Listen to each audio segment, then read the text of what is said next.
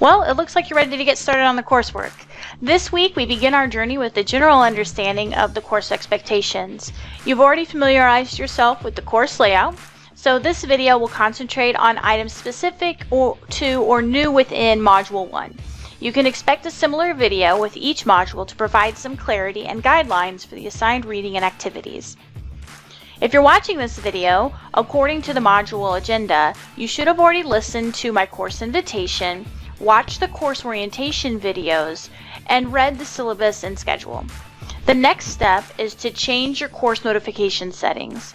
Follow the directions available within the module assignments folder to successfully complete this task. If you fail to do this, you'll miss out on essential communication from your instructor throughout the semester. Next, you'll introduce yourself in the Introductions discussion board, also found within the assignments folder.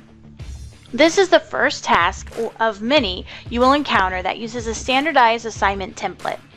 Each assignment will define the objectives and give you a brief overview of the assignment.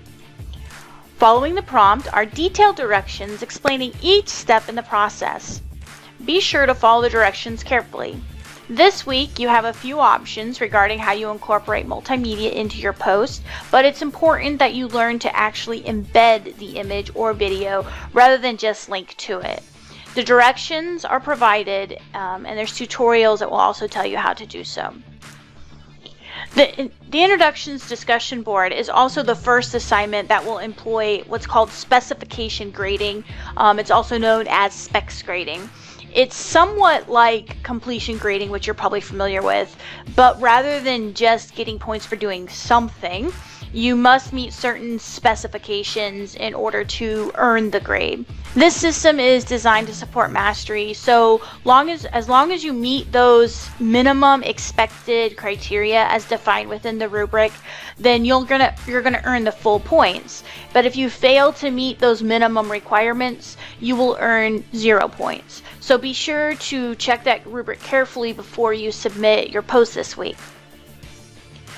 Of course, as this is a writing course, I do encourage revision.